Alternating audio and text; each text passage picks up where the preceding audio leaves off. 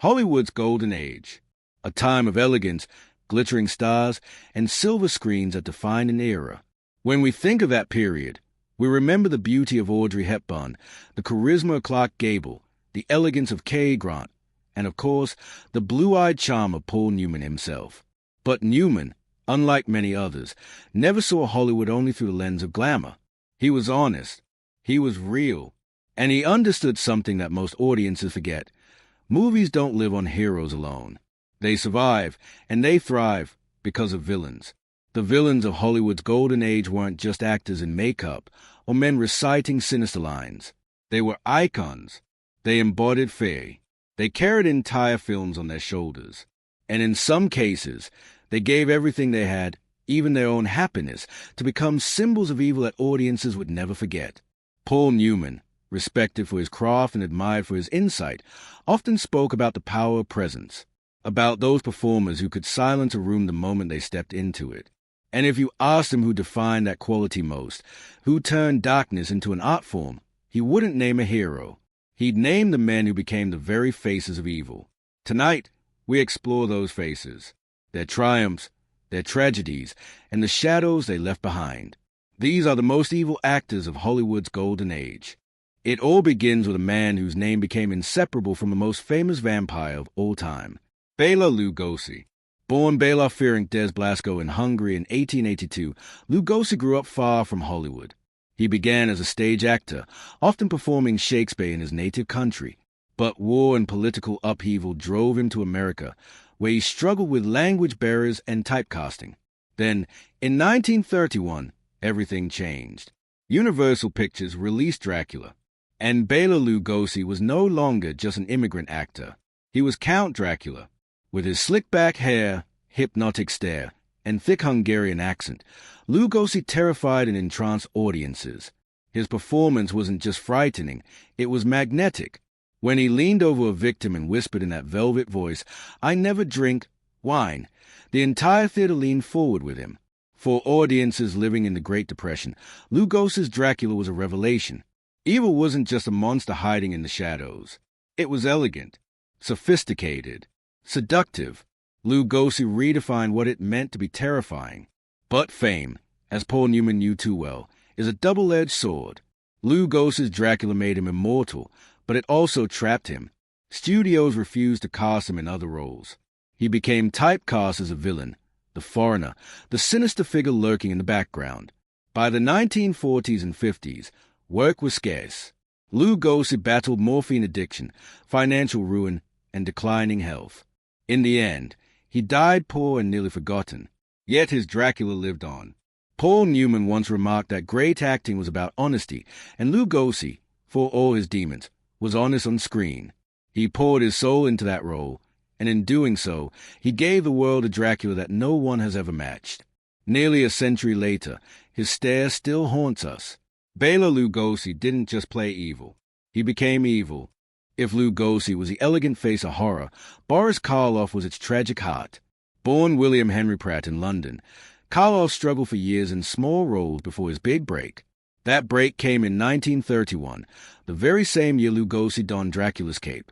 Karloff stepped into the role of Frankenstein's monster, and in that moment, horror history was made. Under heavy makeup designed by Jack Pierce, Karloff became the lumbering creature we all know, the flat head, the neck bolts, the stitched skin. But what audiences didn't expect was the soul behind the monster. Karloff gave the creature innocence, sadness, and vulnerability. When the monster reached out for friendship, only to be rejected, audiences cried as much as they trembled. Paul Newman admired actors who could find humanity in unexpected places. Karloff did exactly that. He turned a monster into a tragic figure, a mirror of our own fears of rejection, loneliness, and misunderstanding. Karloff's career soared. He played the Mummy in 1932, terrified audiences in countless thrillers, and became the very definition of horror for decades. But unlike Lugosi, Karloff avoided being trapped. He performed in dramas, comedies, and even lent his voice to the children's classic How the Grinch Stole Christmas. Karloff proved that an actor could be terrifying one moment and tender the next. His Frankenstein remains one of the greatest performances in horror, not because it scared us, but because it made us feel. That was his genius. He showed us that evil, when played with truth, can also be heartbreakingly human. Before Lugosi and Karloff, before Universal's monsters became box office gold, there was one man who laid the groundwork for cinematic horror, Lon Chaney Sr., known to generations as the Man of 1,000 Faces. Chaney was not simply an actor. He was a craftsman, a sculptor of fear and pathos. Born in 1883 to deaf parents, Chaney grew up communicating through sign language. This early experience gave him a deep sensitivity to expression and body language, qualities that would later make him one of silent cinema's greatest artists.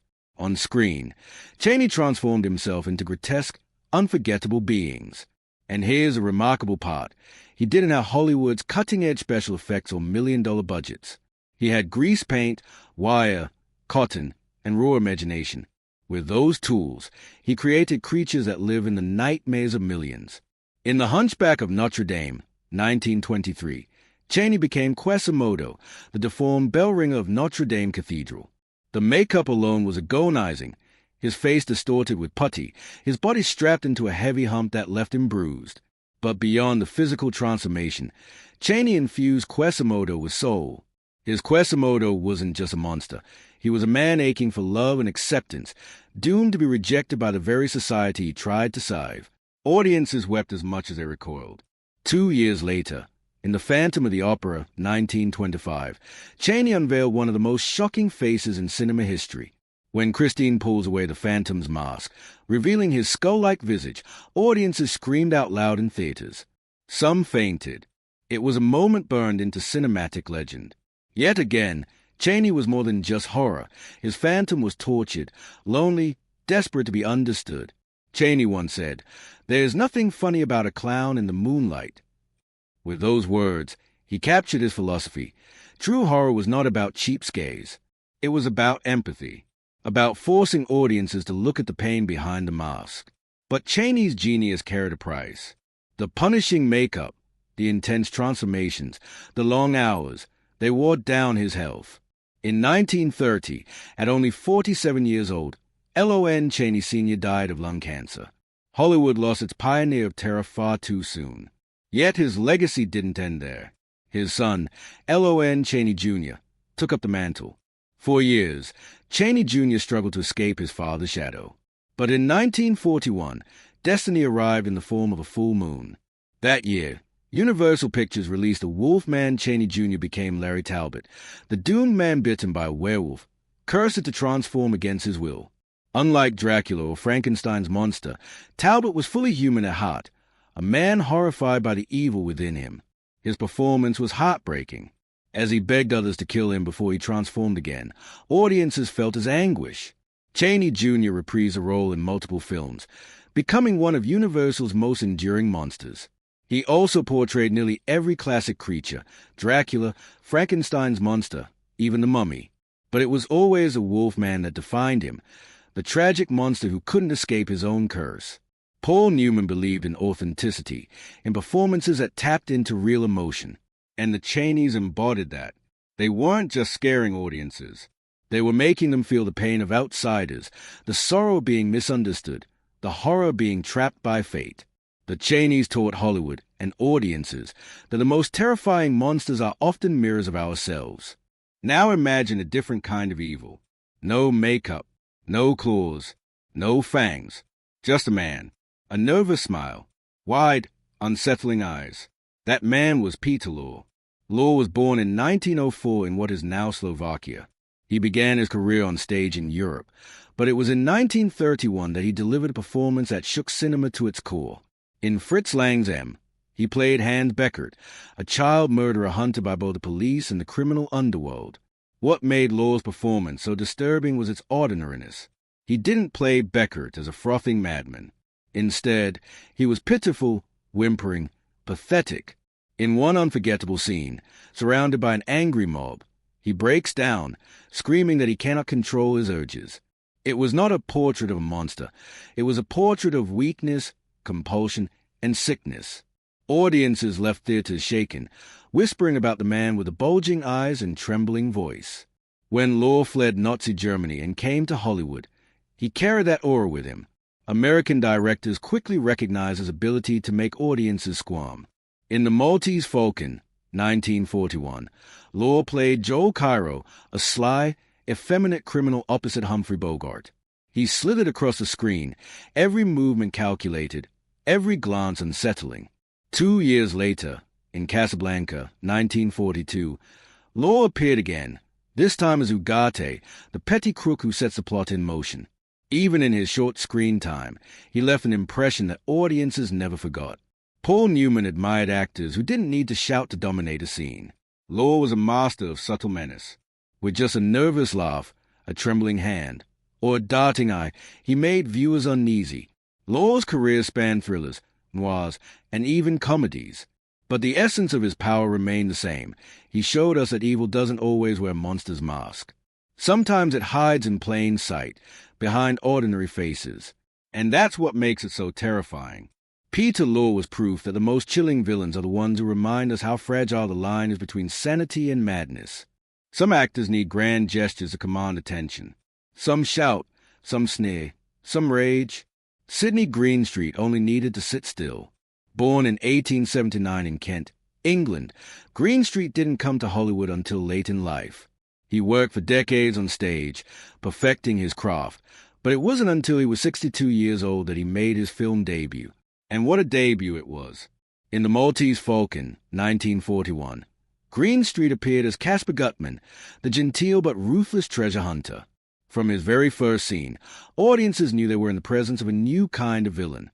At over 300 pounds, with a calm smile and a booming voice, Greenstreet was both avuncular and menacing.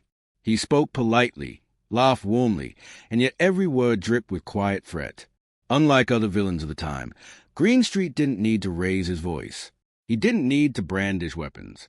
He simply sat, hands folded, eyes twinkling, and you believe he could destroy anyone who crossed him. Over the next decade, Greenstreet appeared in nearly 24 films, often alongside Peter Lorre. Together, they became one of cinema's most memorable villainous duos. In Casablanca, Greenstreet was Signor Ferrari, a black market dealer who rivaled Bogart's Rick. Again, he played with quiet menace, proving that evil can be respectable, even charming. Paul Newman often said the most powerful performances looked effortless. Greenstreet embodied that truth. He carried entire scenes with a simple chuckle, a tilt of the head, a pause before speaking. He was proof that evil doesn't always scream. Sometimes it whispers. Though his film career lasted less than a decade, Greenstreet villains remain etched in cinema history. His presence alone was enough to unsettle, a reminder that true power doesn't always shout. It often sits in silence, smiling. Now we move to a different kind of villain, one who embraced evil with relish, who made it fun, who turned terror into entertainment. That man was Vincent Price. Tall, refined, and with a voice like silk dipped in poison, Price was one of the most distinctive actors of his generation. He began his career in dramas and period pieces, but by the 1950s and 60s, he found his true calling, Gothic horror. Films like House of Wax, 1953, The Fly, 1958, and House on Haunted Hill, 1959, made Price a household name. But unlike Lugosi or Karloff, Price didn't just terrify. He entertained. Audiences delighted in his villains. He played them with wit, sarcasm, and a twinkle in his eye. He made fear enjoyable. Price understood what Paul Newman also knew. Audiences secretly love villains. They enjoy watching someone break the rules, someone who relishes the role of the outsider. Price leaned into that love. His voice alone could send shivers down spines. His smile could make you laugh one moment and cringe the next. Later in his career, Price embraced his image with humor. He appeared in spoofs, comedies, and even lent his iconic voice to Michael Jackson's Thriller, a performance that introduced him to a whole new generation. Price wasn't just an actor. He was a cultural phenomenon. He proved that evil could be elegant, charming, and, dare we say it, fun. He showed audiences that sometimes the villain is the one we secretly root for. Sophistication, charm, intelligence, these were the weapons of Claude Rains. Born in London in 1889, Rains was a veteran of the stage before coming to Hollywood. His breakthrough came in The Invisible Man, 1933, where, Ironically, audiences never even saw his face until the very end. Yet his smooth, commanding voice carried the entire film. His performance turned a mad scientist into a believable force of terror. Rains was not the kind of villain who needed grotesque makeup or monstrous features. His menace came from within. His characters were charming, witty, even likable, until they revealed their corruption. In Casablanca, 1942, Rains played Captain Reno, a character who embodied moral ambiguity. Was he corrupt? Was he noble? Was he both? Rains played him with such nuance that audiences were never entirely sure. That unpredictability made him magnetic. Paul Newman loved nuance. He admired performances that lived in the gray areas, that made audiences question their assumptions. Rains was the master of that craft. He proved that evil doesn't always come in the form of monsters or criminals. Sometimes it comes in the form of sophisticated men in suits, men who smile, shake your hand, and betray you without hesitation. Rains' villains weren't caricatures. They were human, flawed, ambitious, dangerous, and that's what made them so unsettling. He showed us that the scariest villains are often the ones who seem the most trustworthy until it's too late. Charles Lawton was intensity personified, a man whose very presence demanded attention. He didn't just play characters. He devoured them. And in doing so, he carved himself into the history of cinema as one of its most commanding figures. Born in 1899 in Scarborough, England, Lawton was never destined to be a conventional leading man. Stocky, with sharp features and a booming voice, he lacked the dashing looks of a Gable or a Grant. But what he lacked in conventional beauty, he more than made up for with power. Audiences couldn't look away when Lawton was on the screen. His career exploded in the 1930s, and almost immediately he became known for roles that pushed boundaries. In Mutiny on the Bounty, 1935, he portrayed Captain William Bligh, a tyrant so cruel, so unrelenting, that audiences genuinely loathed him. Lawton's Bligh wasn't a cartoon villain. He was the kind of man sailors feared in real life, a figure of authority who believed cruelty was discipline, who had insecurity behind rage. Viewers squirmed in their seats because they recognized the truth of his performance. But Lawton wasn't limited to brutality. In The Hunchback of Notre Dame, 1939, he transformed into Quasimodo, the tragic bell ringer of Notre Dame Cathedral. Under heavy makeup, Lawton conveyed heartbreaking vulnerability. When Quasimodo is crowned King of Fools, mocked and beaten by a crowd, the pain in his eyes pierced audiences. It was a performance of deep humanity, proving Lawton could make us both fear and pity him. Off-screen, Lawton wrestled with demons of his own. He was known to be deeply insecure, plagued by self-doubt despite his brilliance. He often questioned his worth, and critics at the time could be cruel to him for his appearance. Yet on stage and on film, he channeled that vulnerability into volcanic performances. Then came 1955, and the film that would define his legacy as more than just an actor, The Night of the Hunter. It was Lawton's only film as a director, and what a film it was. Starring Robert Mitchum as Reverend Harry Powell, a preacher with love and hate tattooed across his knuckles, the movie was unlike anything audiences had ever seen. It was a dreamlike nightmare, blending Southern Gothic, fairy tale imagery, and raw terror. Mitchum's preacher was one of the most chilling villains in film history, a wolf in sheep's clothing, quoting scripture as he stalked widows and children. Lawton's direction was ahead of its time. He used stark black and white cinematography, strange camera angles, and haunting imagery that seemed more like German expressionism than American cinema of the 1950s. But audiences in 1955 weren't ready. Critics dismissed the film. Audiences ignored it. The box office bombed. The failure devastated Lawton.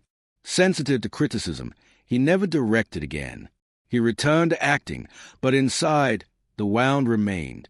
It wasn't until years after his death that The Night of the Hunter was rediscovered, reappraised, and hailed as a masterpiece, one of the greatest American films ever made. Paul Newman respected boldness, and Charles Lawton was bold. He was unafraid to go too far, unafraid to make audiences uncomfortable, unafraid to fail spectacularly if it meant chasing truth. That courage is what makes him unforgettable. Lawton understood the psychology of evil. His villains weren't shallow monsters. They were forces of nature, unpredictable, complex, and disturbingly real. When Lawton stepped on screen, you believed in the darkness he carried. You believed, because he believed. And that, Paul Newman would have said, is the essence of great acting. So what do all these men have in common? Bela Lugosi, Boris Karloff, Lon Chaney Sr. and Jr. Peter Lorre, Sidney Greenstreet, Vincent Price, Claude Rains, Charles Lawton.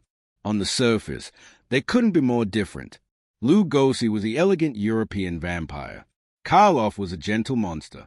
The Cheneys were shapeshifters of pain and tragedy. Lorre was the unsettling ordinary man. Greenstreet was a soft-spoken titan. Price was a witty aristocrat of horror. Rains was a charming manipulator. Lawton was a storm, the force of nature. Each defined evil in their own way. Some through makeup, some through physical presence, some through voice, some through sheer emotional intensity. But what ties them together is exactly what Paul Newman understood. Evil, when played with truth, becomes unforgettable. Newman himself rarely played villains. He was a rebel, the anti-hero, the flawed man in search of redemption. Whether it was Cool Hand Luke, the hustler, or Butch Cassidy in The Sundance Kid, he built his career on characters audiences rooted for, even when they stumbled. But Newman also knew something essential. Heroes are only as great as the villains they face. A story without darkness has no stakes, no tension, no triumph. Without Dracula, there is no Van Helsing. Without Frankenstein's monster, there is no savior. Without the Wolfman, there is no silver bullet. Without evil, the light has no meaning. These actors gave their lives, sometimes literally, to the art of villainy. They endured typecasting, addiction, poverty, obscurity, heartbreak. Some, like Lugosi, died poor and forgotten. Others, like Lawton, died believing they had failed. And yet, their work survived them. More than that, it flourished. Today, their names are legend. Their faces are Halloween masks. Their voices echo in our imaginations. Their shadows stretch across cinema history. They were more than actors. They were symbols. They were the darkness that defined the light. Paul Newman once said that great acting was about truth. And in their own way, each of these men gave us the truest evil cinema has ever seen. They didn't wink at the audience. They didn't treat their roles as a joke. They committed. They believed. And because of that, we believe too. So when we look back at Hollywood's golden age, we can't just remember the heroes, the romances, the glitter and charm. We must also remember the shadows, the monsters, the villains, the haunted faces that made us shiver, made us question, made us feel.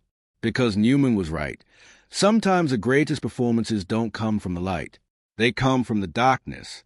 And that's why these names, Lugosi, Karloff, the Cheneys, Lorre, Greenstreet, Price, Rains, and Lawton remain legendary. They weren't just actors. They were nightmares. They were storytellers. They were artists who showed us that evil, in the hands of true performers, can be as powerful as any hero. Think about it.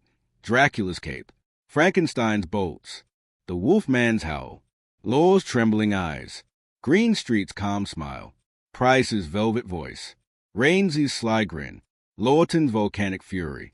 These images aren't just movie memories. They are part of our cultural DNA.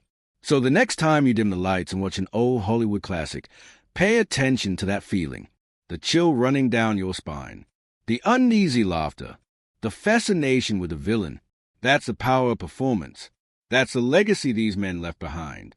Paul Newman understood that evil isn't just a role. It's an art form. And these men, these masters of menace, turned it into immortality. Because in the end, light fades, glamour fades, but darkness endures.